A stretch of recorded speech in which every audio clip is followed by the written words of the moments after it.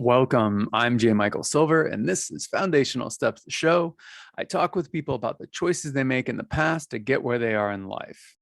In this episode, I'm talking with Kevin Valias, founder of React by Design. Kevin spent the last decade as a pain management specialist. His expertise is in mental health, physical health, and healing from trauma. We talk about his past trauma, healing from trauma, and so much more. Links to Kevin and timestamps for everything that we talked about are in the show notes. Please support the show by leaving a comment or a review. I'd love to hear your thoughts, and check out our affiliate links. You might find something valuable. Enjoy our conversation. All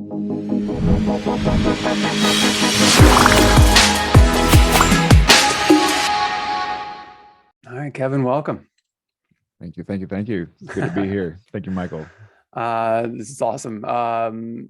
Yeah, so when I talked to Katie, one of the thoughts that I had in the back of my head, which I can't remember if I talked to her about, at some point in time, I want to have you both on together as a couple, and I'm thinking of doing, I don't know if it'll be a separate couple series, but I have a handful of people that I just think would be interesting to talk to them as couples, and talk about their coping mechanisms and processes and relationships and business and everything else, because it's interesting.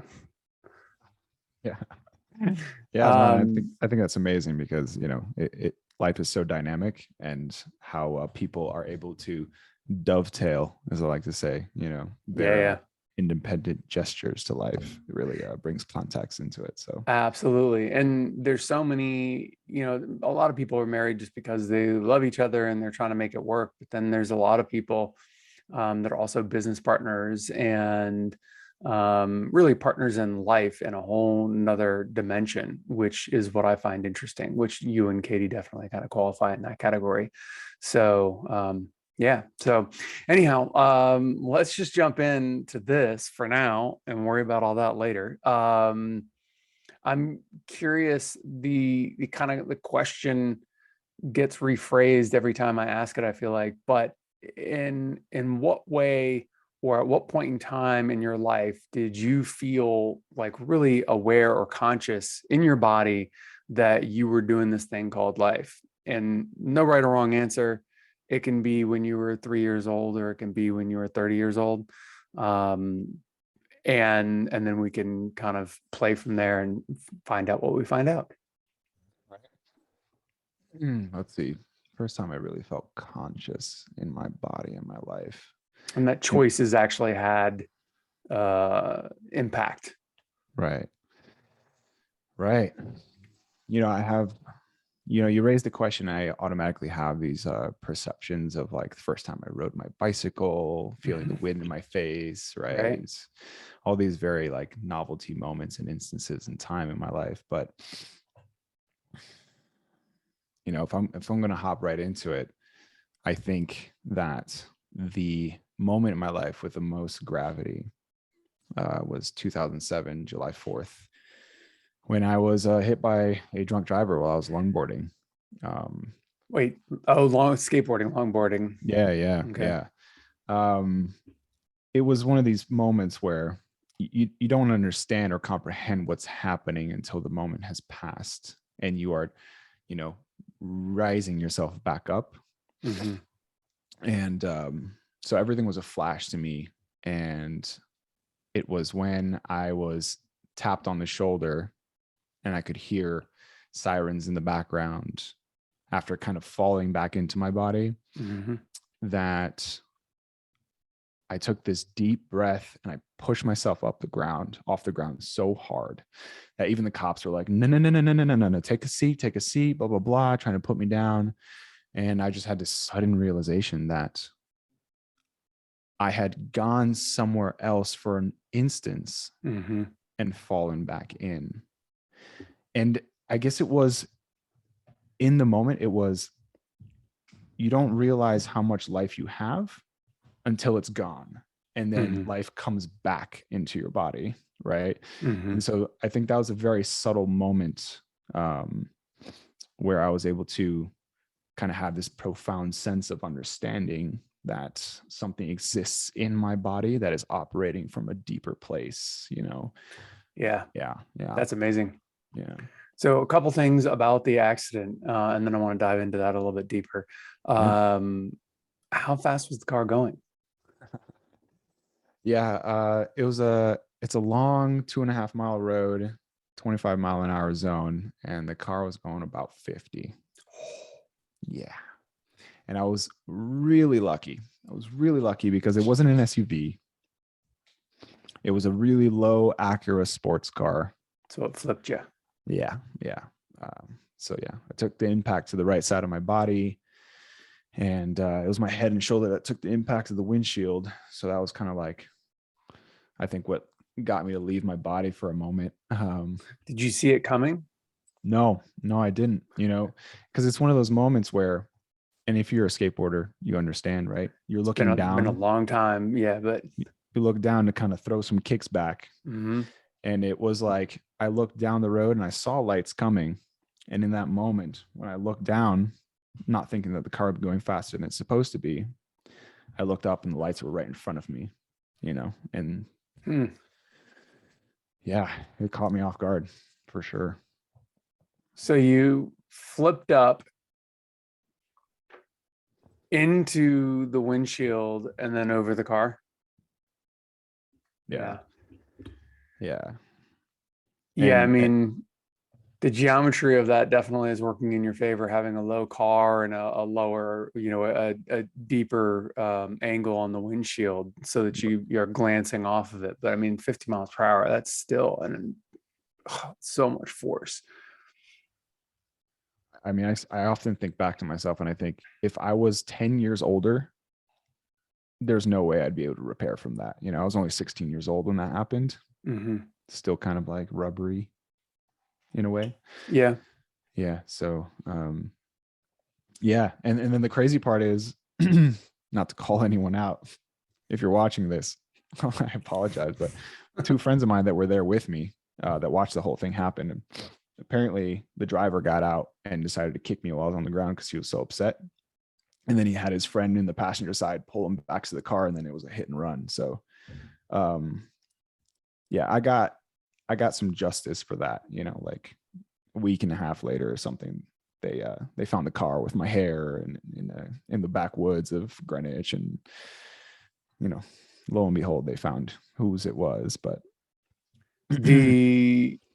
That's so, God, there's a lot there. Okay, yeah. so the guy is drunk, hits you, so disturbed and distraught over the fact that he has done this, and obviously isn't able to take responsibility for his actions, blames you for being in the way, and kicks you while you're on the ground after you've been hit. And he had someone in the car with him that pulled him off you. And then you had friends with you that saw the whole thing. God damn, that's intense. Yeah. that is, Yeah. Wow. Yeah. And when you look back on that, or I know you're into meditation and more, are you able to experience or re-experience the events now without trauma? Yeah. In short, I went through a lot of physical PT therapy. Mm-hmm. Didn't seem to do it much. Seemed like as I grew a little older, a lot of those moments were filed way back in the archives, right? Mm-hmm. And actually, it wasn't until I started going to massage therapy school that I started to go through a learning process that is a specific therapy that coincides with the connection of the occiput, where the spine enters the brain, Like a and the cranial sacrum. sacral. Cranial sacral, right? That I started to have those archived files start to just come Yep. back to the forefront, right? And so I I didn't really have a choice. I kind of had to accept what was happening. And my wife and I constantly recall the moment I received craniosacral for the first or second time. We were on our way from school, and I literally turned to her, and I didn't recognize who she was. I didn't realize I was in a car. I tried to jump out while we were on the highway, literally having a reliving of the impact of the car over and over.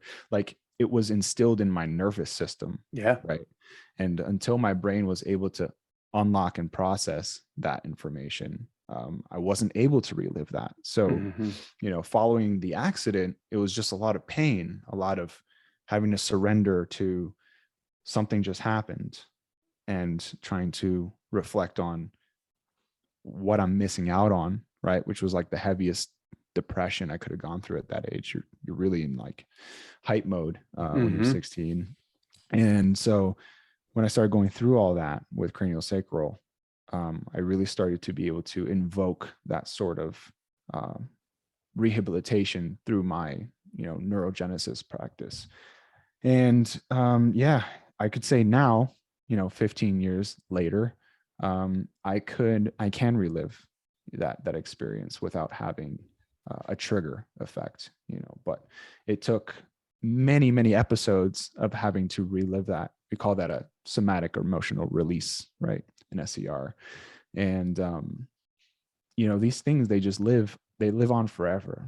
I can't say I'm completely done with it, but like, I do have moments where if I'm watching something on the news or something just absolutely horrific, where, you see a motorcyclist get pulled out from underneath an SUV or a semi truck, my nervous system does kind of start to act up a little bit, but a lot of the breathing a lot of the breathing technique and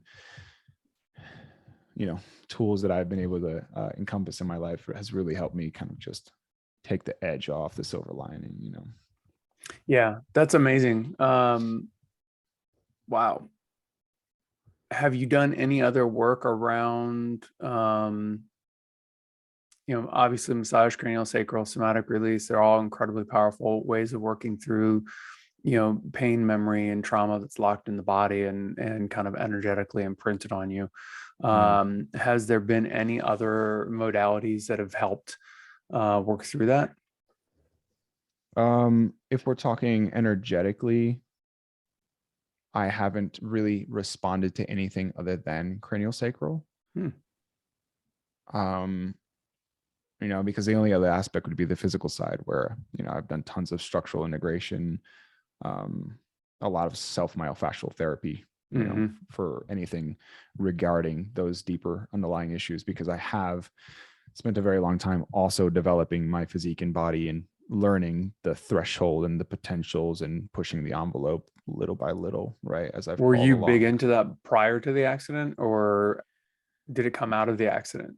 It came out of the accident, so 16, Brazilian, played a lot of soccer, right? Yeah. After the accident, it was pretty much like 3 months where I didn't get to do very much. And then over the years, because of my ankle being the weak point, right, that carries most of my stability, I would roll it, or something would happen where I'd have to jump off my longboard and stomp it hard and re-injure it, So it's been a long process, but a lot of the love for what I have, for what I do, definitely has stemmed from the accident, for sure. That's interesting. Have you been able to process and integrate, the value you've gotten out of the accident?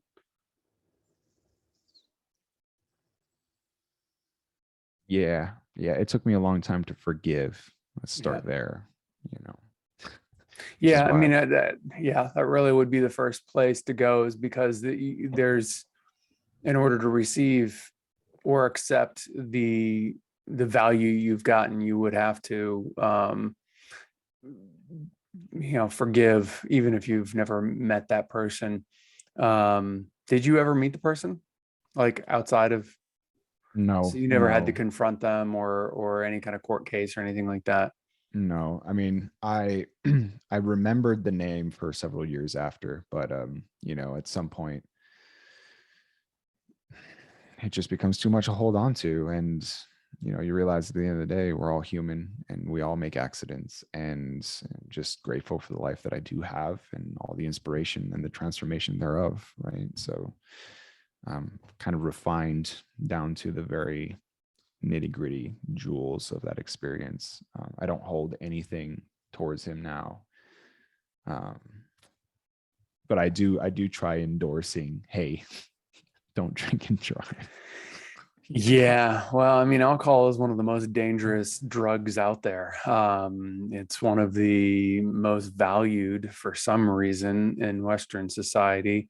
Eastern society, somewhat as well, but man, the Western world loves their alcohol, reveres it, and yeah, which is a whole nother rabbit hole of, Yeah, we'll talk about it. yeah. We'll talk about it. Um, so okay, let's get into kind of that conscious moment of being in your body. You come back into it.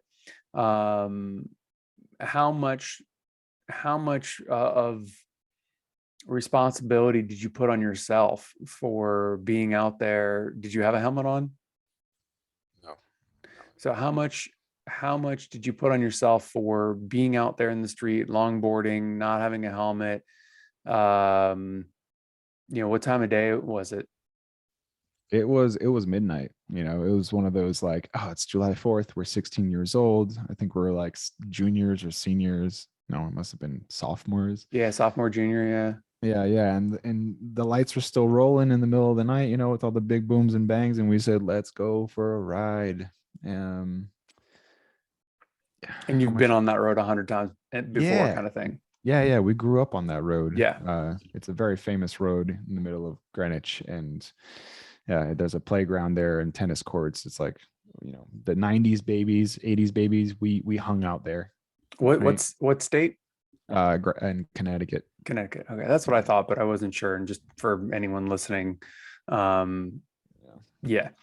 Um, yeah, I mean, that's got to be a difficult moment, I would think, especially at that age, to accept any responsibility. Um, Yet at the same token, on some level, you have to know that it was your choice to go out there. And had you not made that choice, you wouldn't have been there for it to happen. Right. I mean, believe me, you know, something like that happens and you just end up going through the whole cycle, right? Of feeling the pain and the sadness and working your way to anger, the this is unfair, why would this happen to me? And then the self-negative loop cycle of, oh, you should have been, or you could have been, or you know, all the woulda, coulda, shouldas.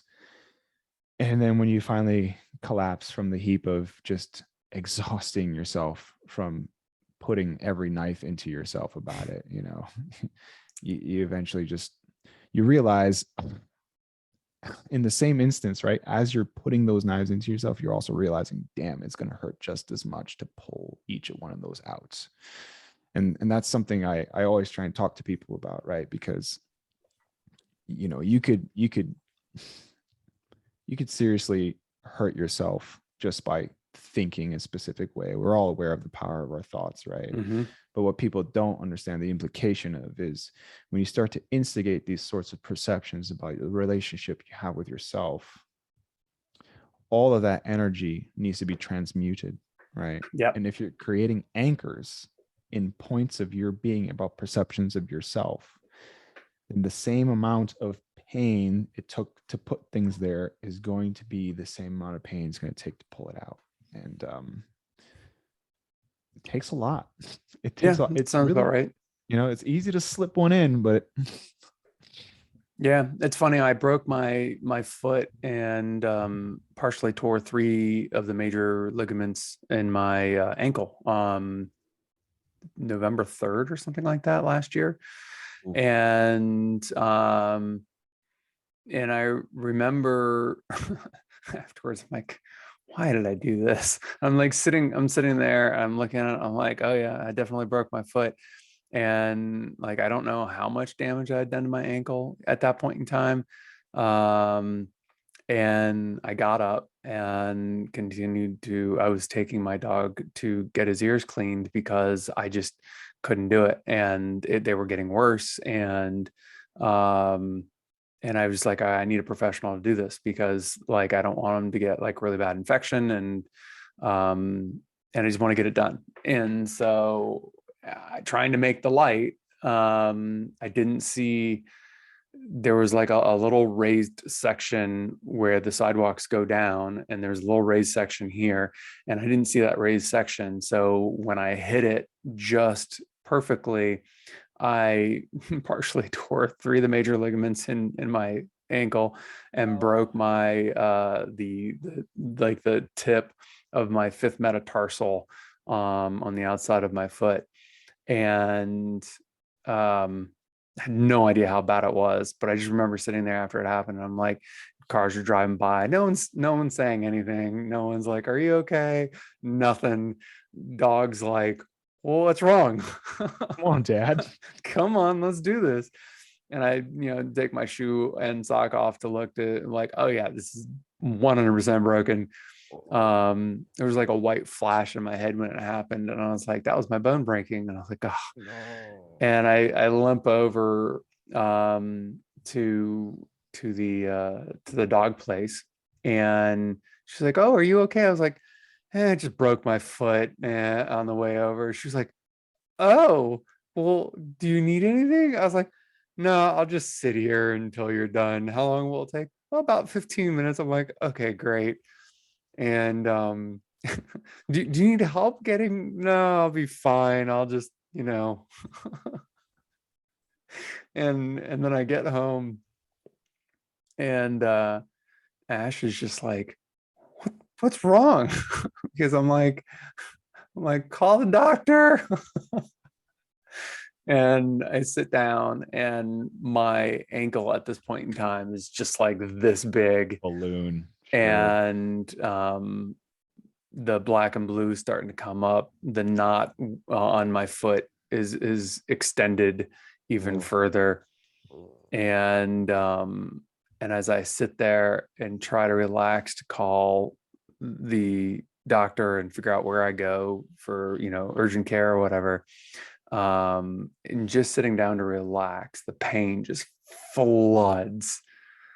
And I mean, because of where I'm at in my life, I'm able to sit there and be like, why did I do this to myself? Like, because I've, tripped and caught myself. I've run on a million different, whatever. And like, never a problem. So why this time did I decide this would be a good time to, put myself out of commission for 4 months because it's still not healed. So, but that's the difference. I mean, when you're 16 and you have something like that happen, like, it's a miracle you didn't like go after that guy, try to hunt him down and kill him, like, Oh because man. like, I don't know. At 16, I did not have a good handle on my anger.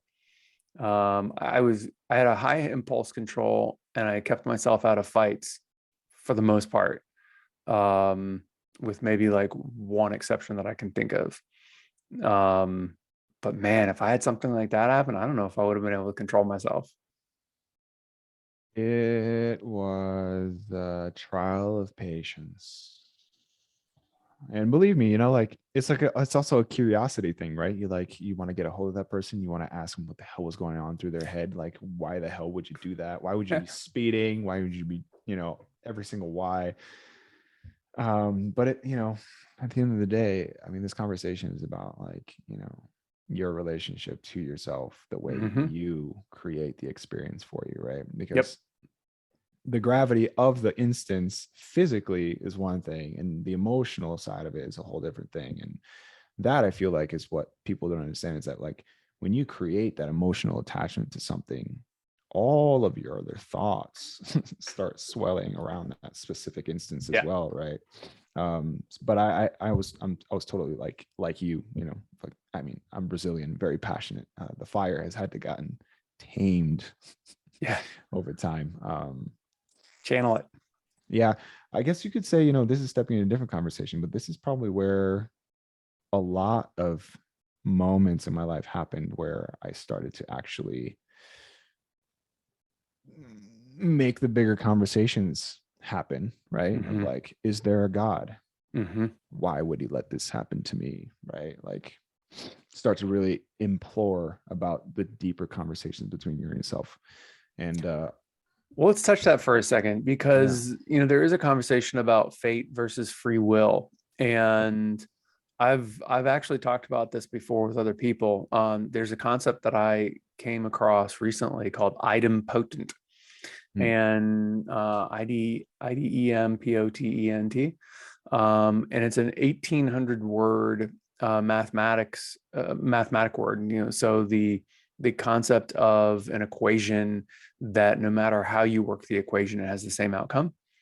So, you could apply it to fate. Typically speaking, now in the modern world, the only time that word is used is for programmers, for computer programmers, because, like a shopping cart, you can go and search all across the website and have a million different options, look at everything, but whatever you add to the cart has to be the same no matter what. So there's certain idempotent equations that have to be calculated so that no matter where you go, no matter what you do, the answer or the outcome is the same. And it's a fascinating concept, because it's like, if you get on a plane from LA to New York, you can fall in love, you can get into a fight, you can get food poisoning, you can fall asleep, you can run around, you can do, depending on what kind of plane it is, you could film a TV show. But no matter what you do on that plane, you're still getting off in New York. So that would also be an idempotent situation. Interesting. And I feel like life is idempotent, because we're born, and then no matter what we do, we're gonna die. So life is really an idempotent equation. And I think that's where free will and fate come into it. You are going to die. That's your fate, period. I don't care what you figure out in this life, you're gonna die.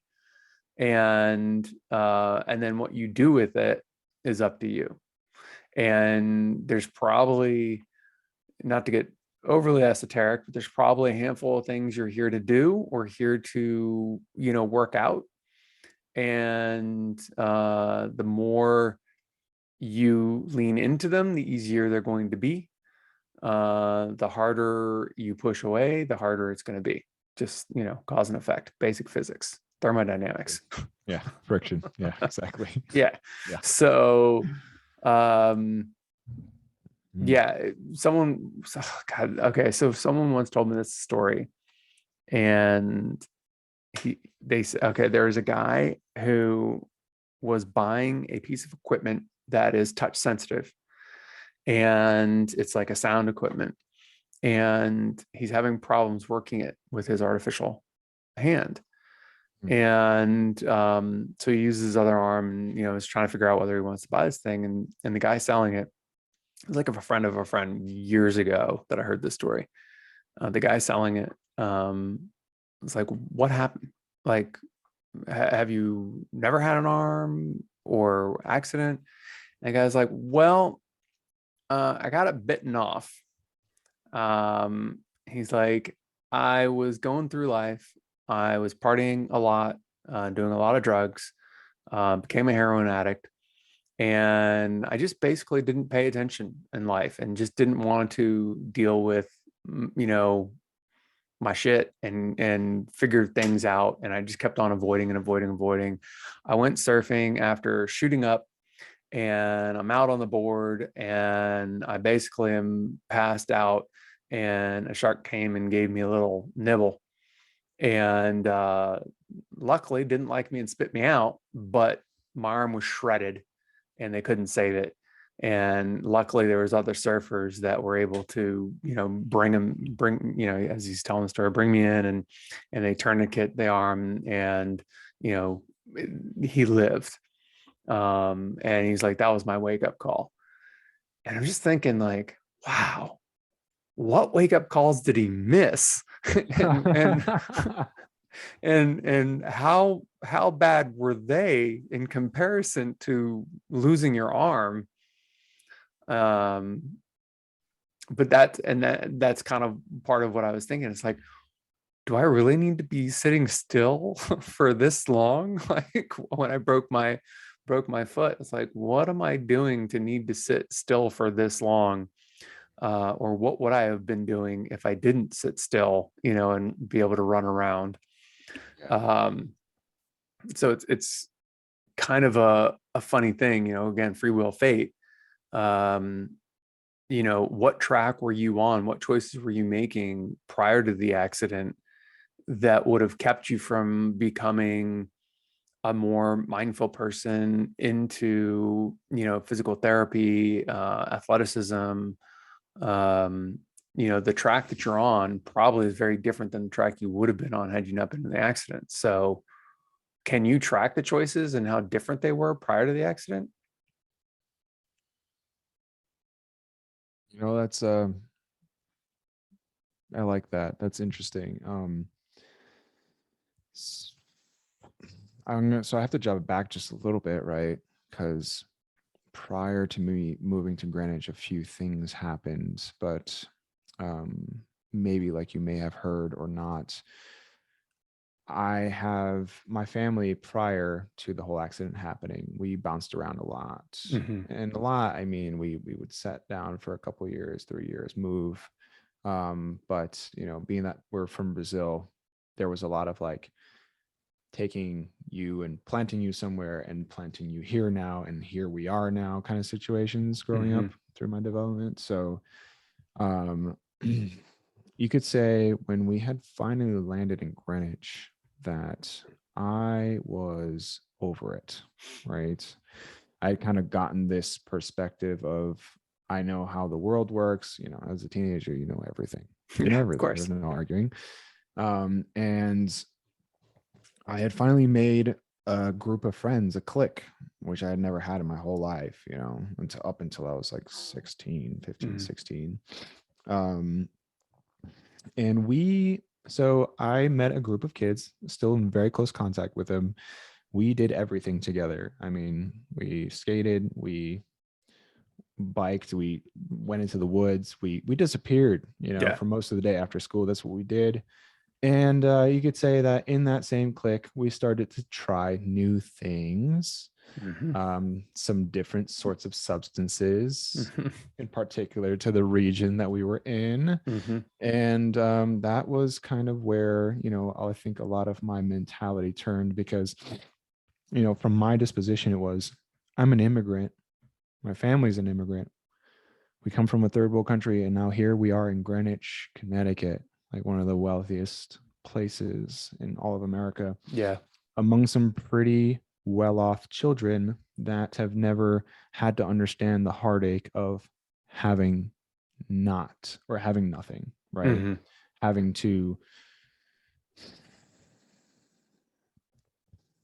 to work for everything, Yeah. you know. um, Struggle, or, to work to survive. yeah, I mean, I had to adapt to the English language and the Brazilian the Brazilian language like a few different times, and parents did a pretty well job of it, but it kind of really creates a mental barrier between allowing for open communication, because when you're kind of taken from place to place to place like that, you all of a sudden start to create this perspective of I have to arm myself and I have to look out for every single thing that I do. I have to be very well composed. I have to Mm-hmm. not stand out, in front of people. I don't, I can't bring attention to me. You kind of start to create this like mask, right? So you can just slip into the crowd sort of Mm-hmm. situation.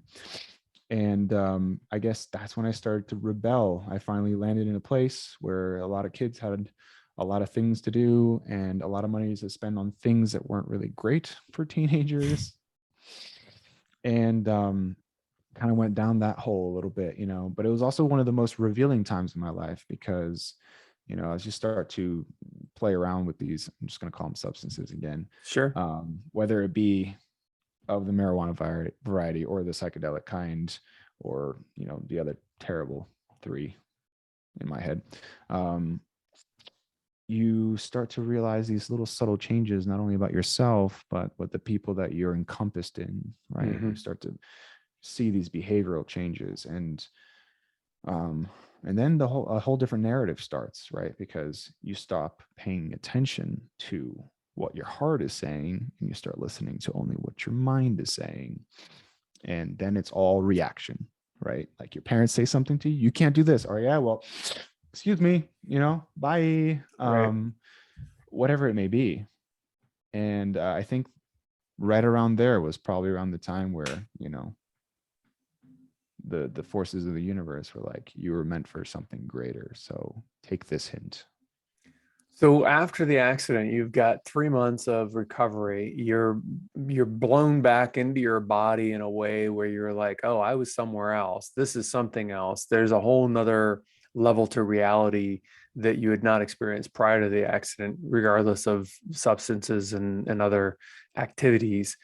And you're now looking at your friends differently, I'm guessing. Definitely a little differently in the sense of not so much like the differences that are observable in the 3D and the physical, right? Mm-hmm. It was, we all have our own journeys, our own experiences that set us apart from how we are able to perceive the journey in the first place. Yeah. And mine was just hinted at. The moment that car hit me, time disappeared. Mm-hmm.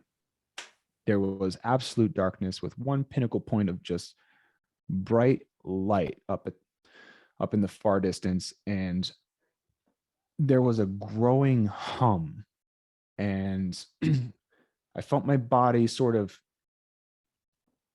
get pulled and drawn to the hum, like the hum was carrying me to that Mm-hmm. light. And as soon as I got close enough, I heard this voice where it was just, it's not your time. And back into my body. And, wow. I'm like starting to go through it in my head now. I haven't replayed this in a while, but it's very disorienting, right? Because there you are having this higher experience, this out of body experience.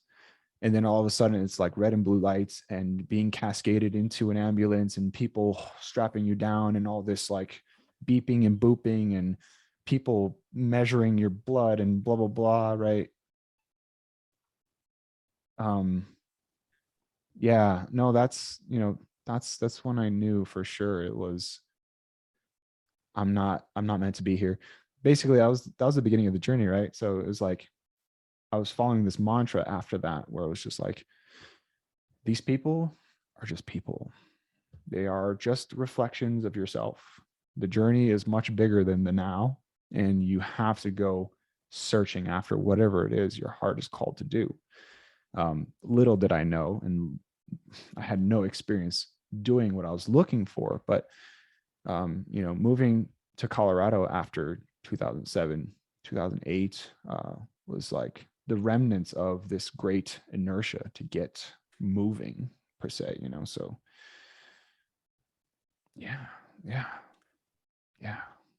It's interesting because part of what it sounds like you were also trying to do um, prior to the accident, with your family always constantly on the go and not being settled, it sounds like part of you was trying to find some stability and find, a grounding.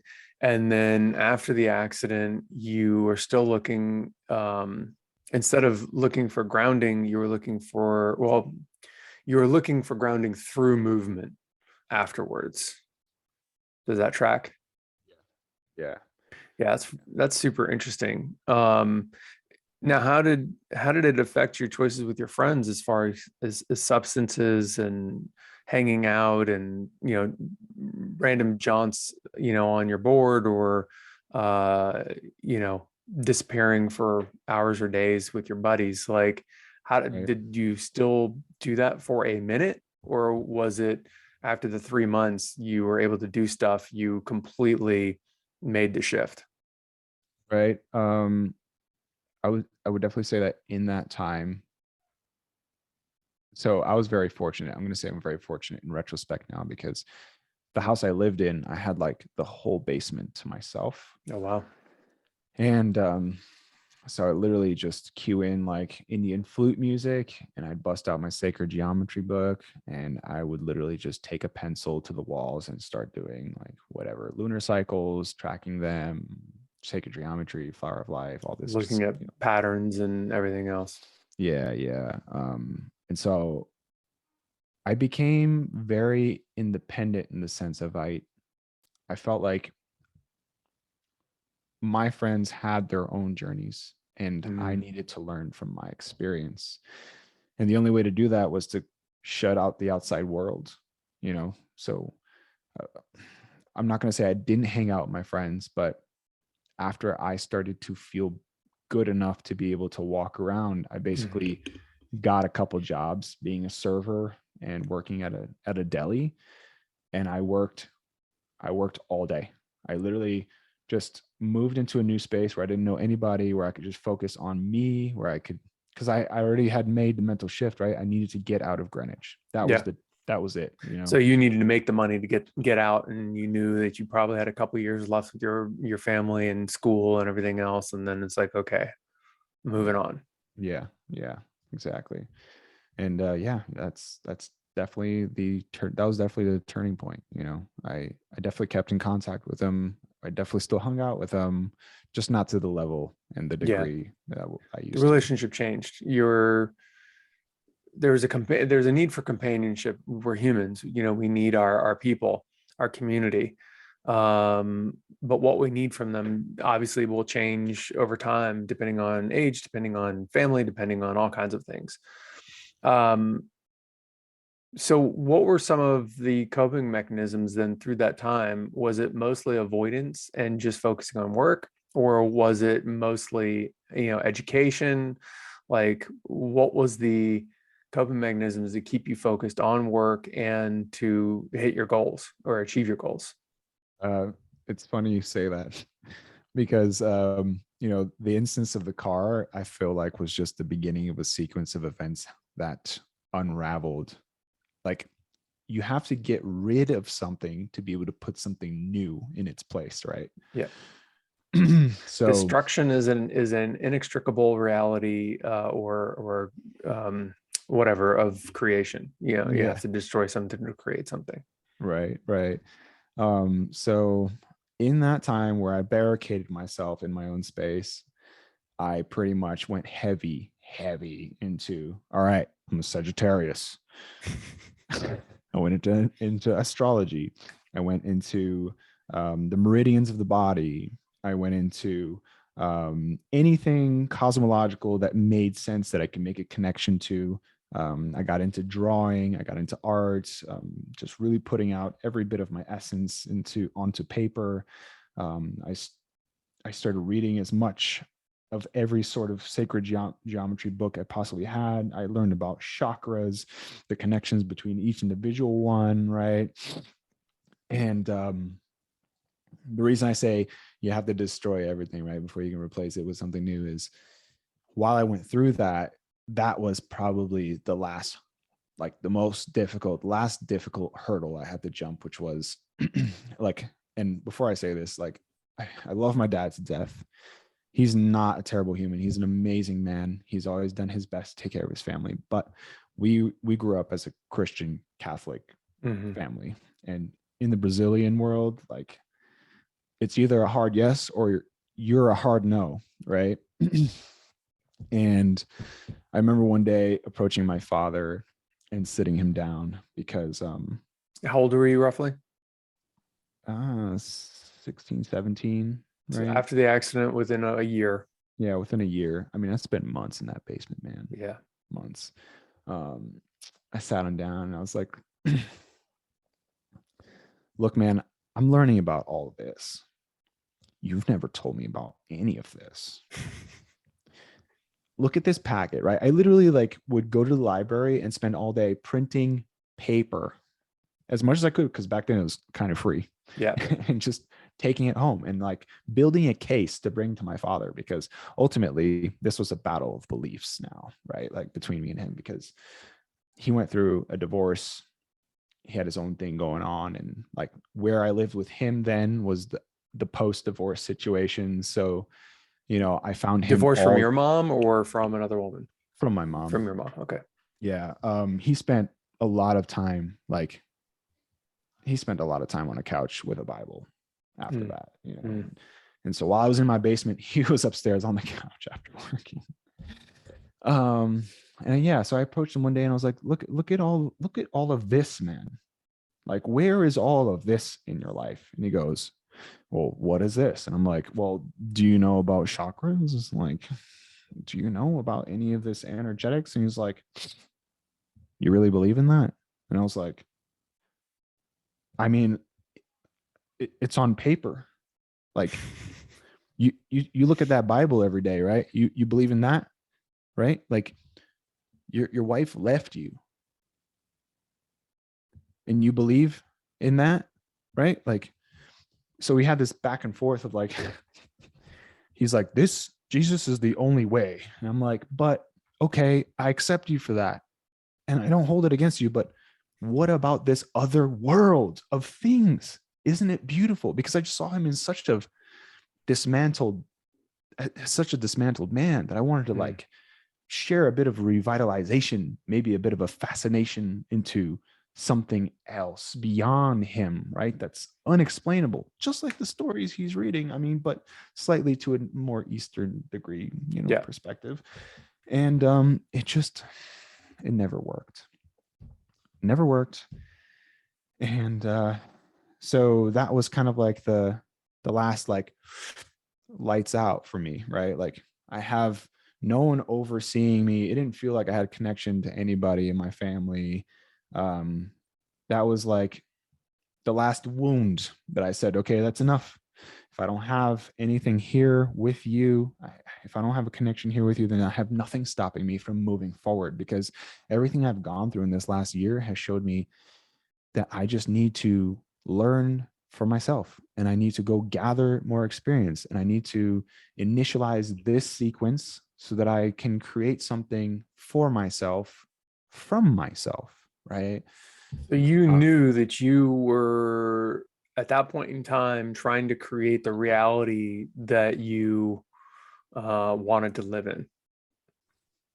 And you knew, so that's interesting. I mean, what would have happened if he had gone down the rabbit hole or with me, right? I mean, it would have completely changed every decision you made, you know, moving forward. Maybe you wouldn't have gone to Colorado. Yeah.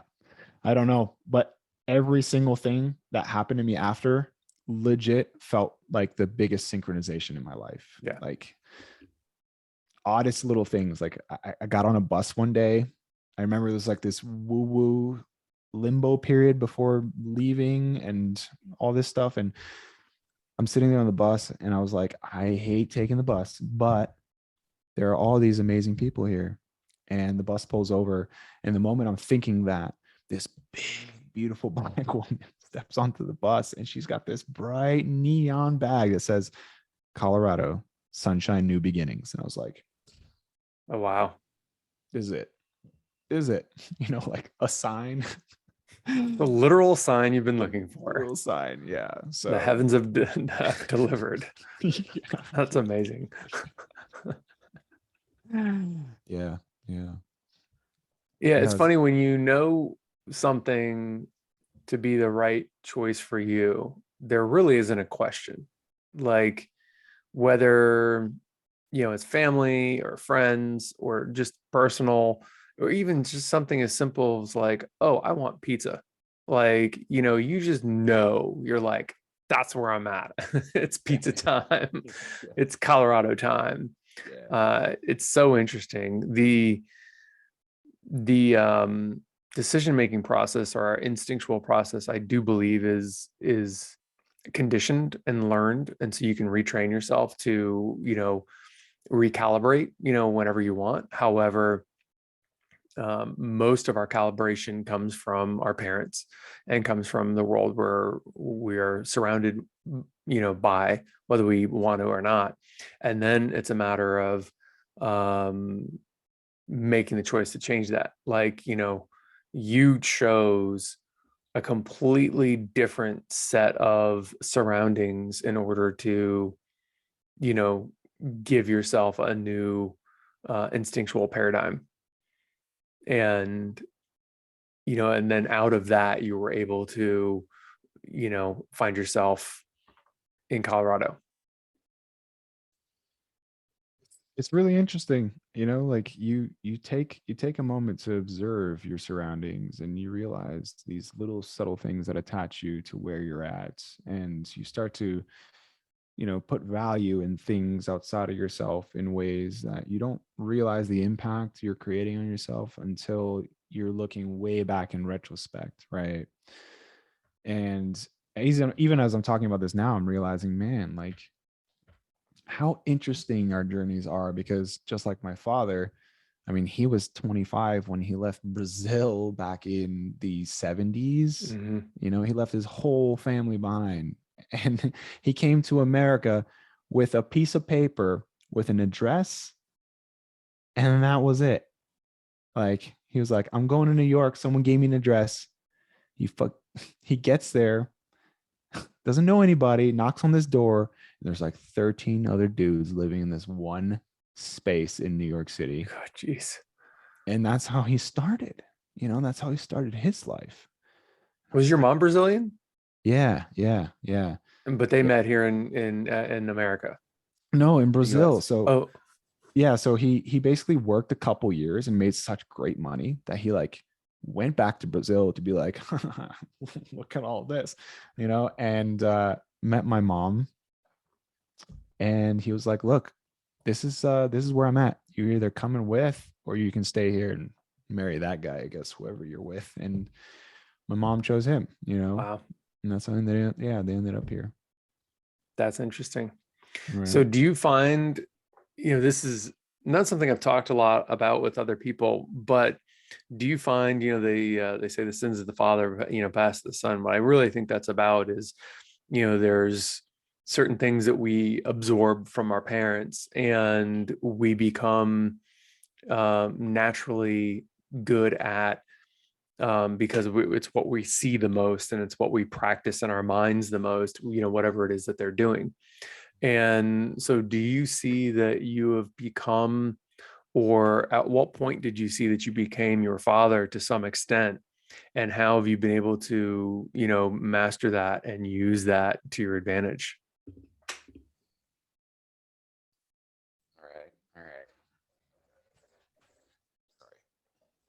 All right.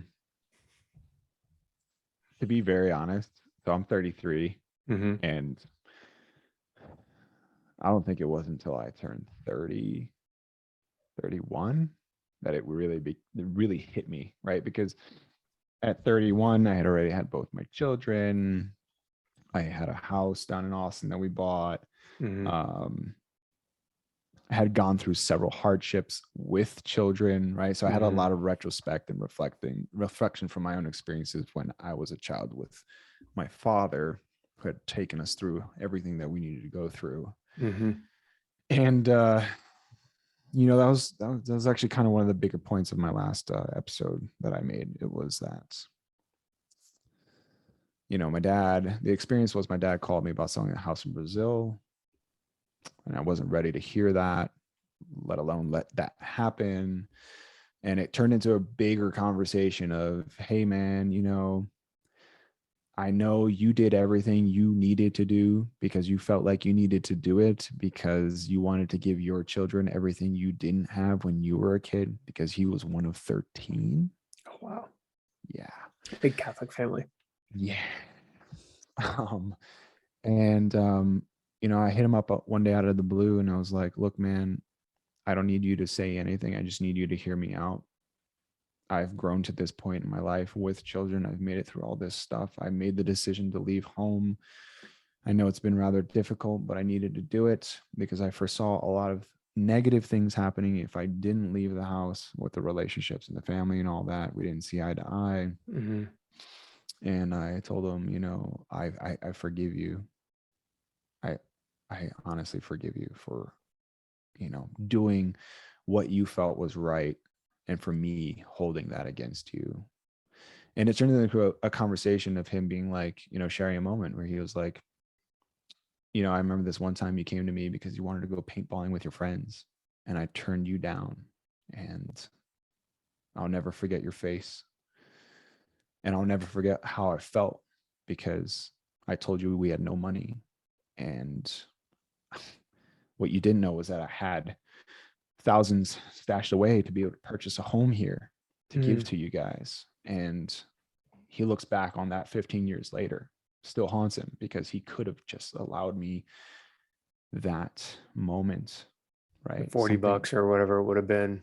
yeah, you know, and you know, so we cherished that. We had a good cry together. But all that's to say is, you know, I didn't really experience that until COVID happened, where we had to pivot from being pain management specialists and building our business for 10 years and having to re-quantify our lives, Mm-hmm. where I spent almost, you know, 8 months in a chair, hours a day, like this, you know, staring through a hole, not really paying attention to my peripherals. I mean, I let myself down in the Yeah. process, right? So it was a great coming to, when I found myself looking in the mirror and not recognizing myself and realizing that's the death. That's the other death that I never experienced in my waking adult life. And being able to put value on present moments, on yourself. I mean, you are the center of the world. You know, I don't mean to say that in a way of like, people who make themselves the center of the world crave attention all the time, but in the way you impact the world around you, you are the center, because your actions, your ideas, your perceptions about yourself reverberate to everything else in your external environment, including the people that you love most. Mm-hmm. And so it was kind of like this dovetail of the history between my family and I, the history of what I was going through with my family, trying to create something new, something better, give my children what I never had, Mm-hmm. just playing out over and over and over, right? And yeah, I spent a good 3 months in therapy, and it did real good. It's great. And And that was during COVID, that was, to deal with the integration of kind of reliving the actions of your father in your own life and your own family. yeah, because I mean, like in anyone's eyes, right? Like I moved away from home because I had a great example of what I didn't want to be Yeah. like. Which is common. I think most people like, I don't want to be like this. And so they go over here. Right. But it became this self-fulfilling self-fulfilling prophecy of me doing it anyways. Mm-hmm. Right. Which was kind of the big turnaround, because it was the exercise of her telling me, hey, write your biography. And when she read back that document to me, Mm-hmm. realizing like my narrative wasn't even about me. It was about everybody else except for me. I never acknowledged myself. I never gave myself the pats. I never gave myself the love I needed. Or maybe, you know, I'm sure I did, but not to the degree that would make a profound impact in my life and the way I observe myself. Mm-hmm. So it was very clarifying, you know, how you create those stories and how they hold you back. Yeah. Yeah, I mean, it's just a human condition. I don't think we are able to steer away from it because it's just not part of the educational system. It's not part of the cultural system to say, look, you're going to rebel. And in rebelling, you're going to become what you are trying to rebel from. And I don't think it has to happen. I don't think it needs to happen, but it's the cycle of the Western world. Mm. And the Eastern world is predominantly one of, how do we strengthen the family? How do we strengthen the community? And you put the community and the family above individuality. The Western world is all about individuality. And, in my opinion, like everything else I look at in the world, there needs to be a a coming together, a synchronization, a integration is the word, of everything. I don't think that any political system or any power system works on its own. We need all of them. We need dictatorships. We need democracies. We need socialism. We need communism. We need all of it. We need it all to work together. And when it works together properly in its place, you have every possible personality need taken care of. It's when you limit things to no, we're just capitalists, no, we're just dictatorship. That's where people get hurt, because if you are 86 years old and struggling to survive, then you need socialism. If you're a child and you're a bratty little 2-year-old, as all 2-year-olds are, you need communism. You need some, hey, this is all ours, we share, this is how we do this. If you're a 20 something brash person who wants to conquer the world, male or female, or anything in between, then you need capitalism. So like we need all of these things. And for some reason or another, we don't acknowledge any of that. So we get stuck in whatever patterns, that we are, playing within. The culture, culture trickles down. And so, media and everything else says, hey, you've got to rebel and be your own person. By the way, you're going to become your parents, but let's not focus on that. Yeah. Yeah, there's, and I'm curious if you see it with your kids, because they're starting to get of that age where they can start really, begin to making, understand choices and so forth. Are you able to help them lean into you and your wife's behaviors that they are naturally, riding in? Um, it's kind of a double-edged sword, Mm. right? Because in one instance, we are, we are pre-programmed, and so in a way, the only thing we can do is continue to program. Um, in the Wait, same is that facet. part of the reason why you became a programmer? No, to be honest, it was Okay, it was more just to be able to work at home, be around more family. gotcha. Yeah. But on the other hand, you really want to be able to give them the freedom to make their own choices, to understand their own behaviors and the impact of their own behaviors on themselves. But that comes with time. The most that we can do is value what they put their attention into Mm. and create these sort of frameworks and guidelines for them to approach, um, through a sort of kind of learn play environment, right? Which is why the whole COVID situation was so destructive in a way, Mm.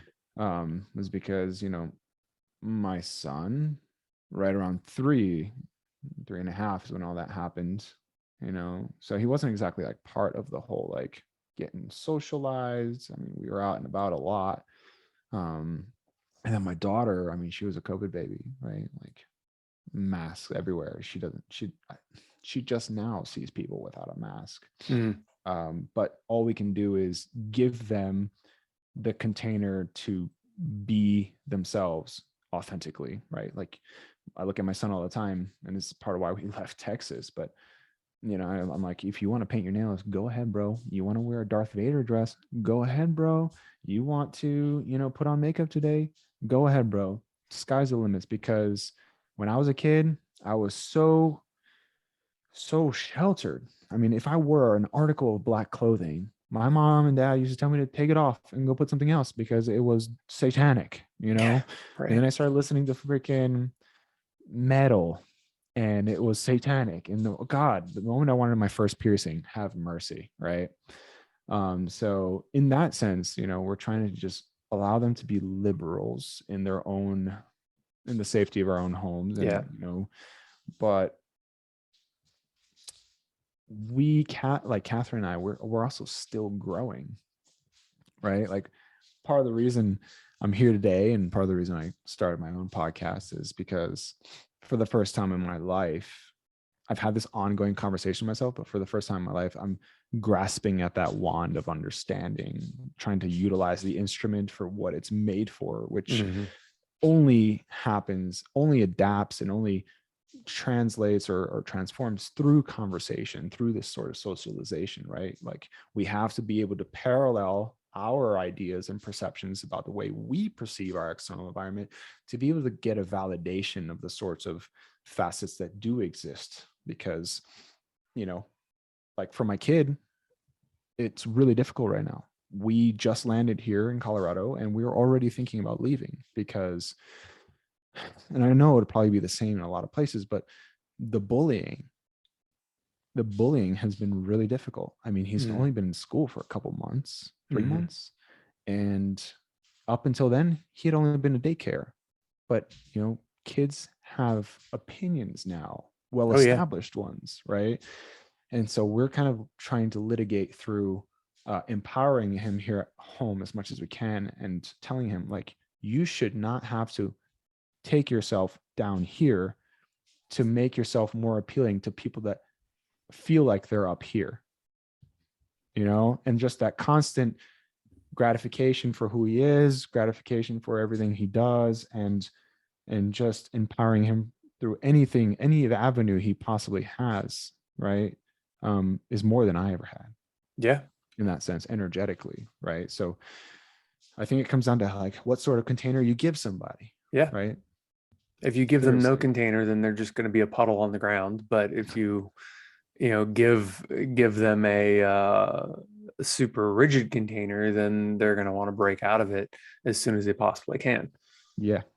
So there was a study done, I think it would have been back in the 80s, early 90s, um, on children. If like children run around when they're like, a year old, 2 years old, 3 years old, they want to take off their clothes, if it's warm, they just, and somehow or another, I can't remember how the study was done. And this was so long ago that I heard about it. Because I think I was maybe in high school at the time. And so, I would have heard about it in the early to mid 90s. And basically, the more you try to keep a child to keep their clothes on as a child, the more likely they are to take them off when they get older and to be exhibitionists and so forth. And it was an interesting thing. I'm remembering this from over 20 years ago, so I have no idea, you know, um, who did the study. This I was growing up in the DC metro area around a lot of very intelligent people, highly educated people, and so it was an interesting thing, but it made me, and this is part of the reason why I'm doing the podcast, because it made me want to know where people are coming from. Why do they make the choices they make? Can they are they conscious of why they're making the choices they make? And so far, almost every single person that I've talked to on the show has a pretty good level of self-awareness to understand why they made the choices they made from a certain point, and or a good idea from earlier points. um and it's fascinating because to some degree, that story about taking your clothes off holds true.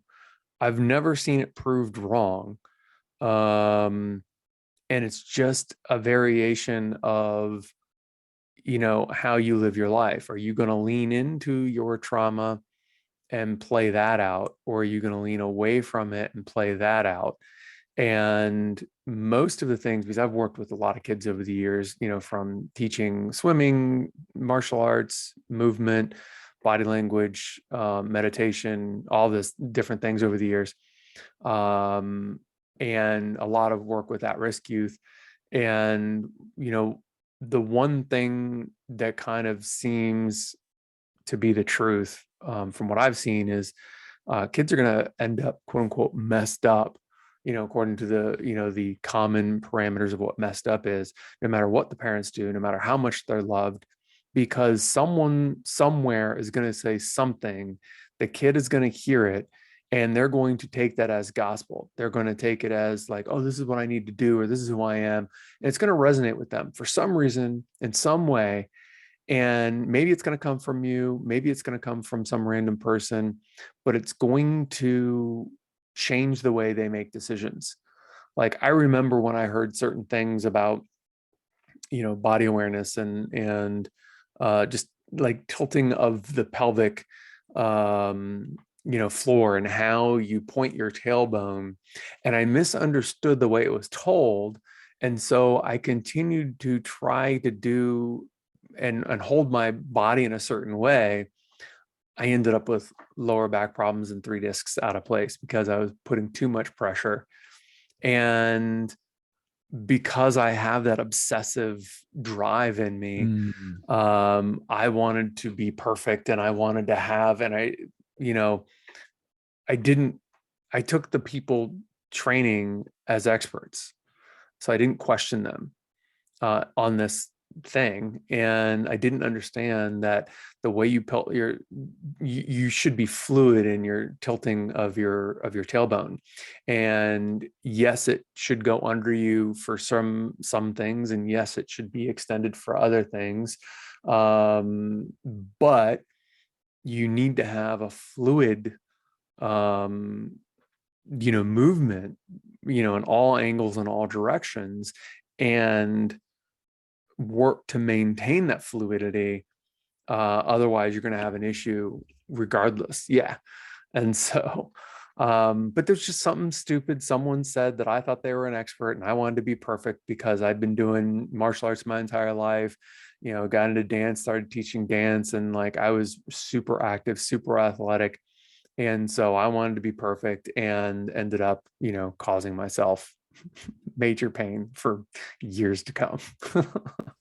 So, you know, and I've just seen it. I've seen it with myself. I've experienced it. I've seen it with other people.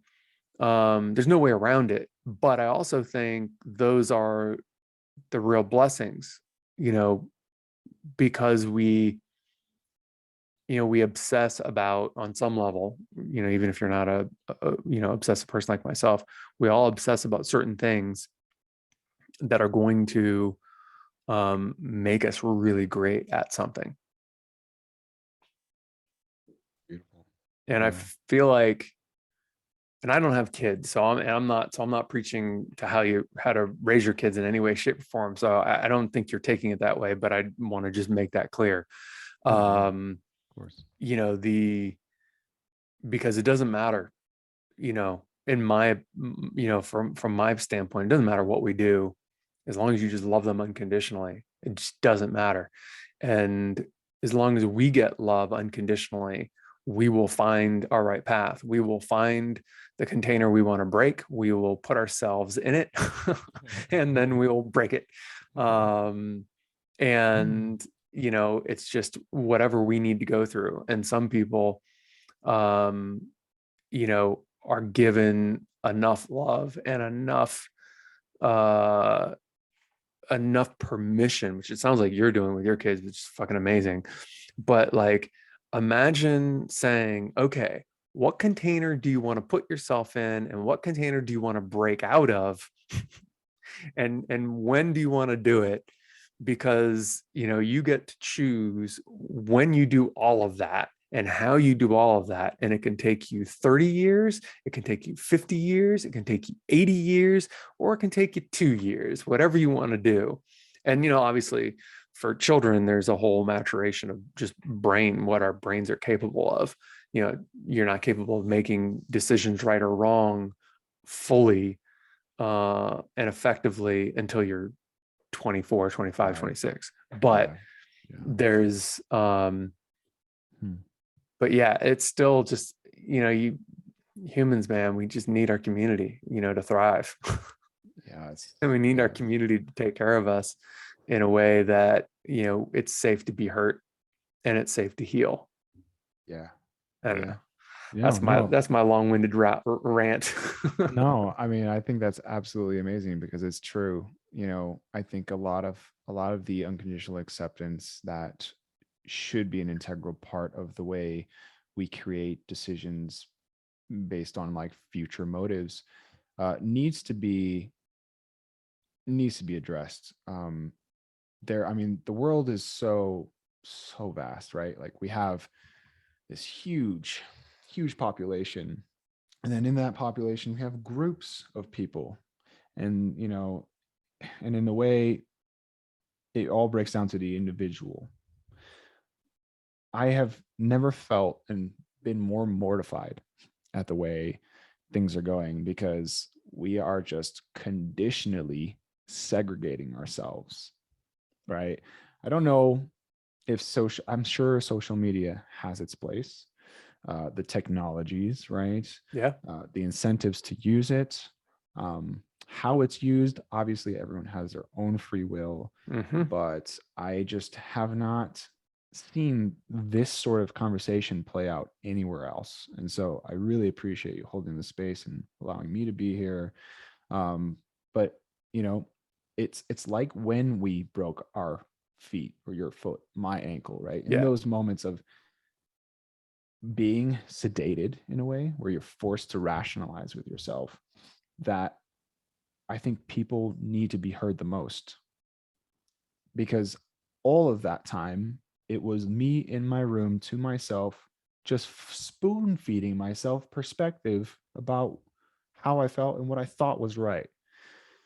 And not that it didn't aid to me making changes, but I feel like if people could have heard my perspective about the way I was integrating from this experience, then maybe we could all be, maybe not so much on like an even playing field, but we could have more of a sense of what it means to be generous, right? Like, Yeah. And I think that's wholesomely what's missing. And that's what hurts us in the end, right? Like the whole conversation between me and my father was just the fact that he didn't give me something when he could have. And it's not even about the money. It's about the experience. Yep. Right? Like I grew up in a way fatherless because he was out working his butt off to take care of me. I would have probably been happier.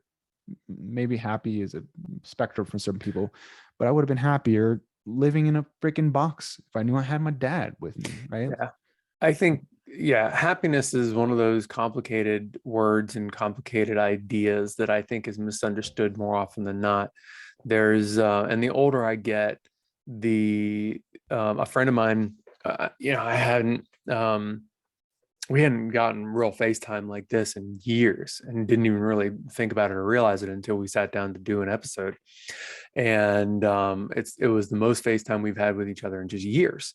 And he said, he's got 3 kids now, and he said the number one thing isn't happiness, it's contentment, and just being content and finding just that the joy in the contentment with everything is working the way it needs to be working, because happiness is like a high, and contentment is just riding in that zone.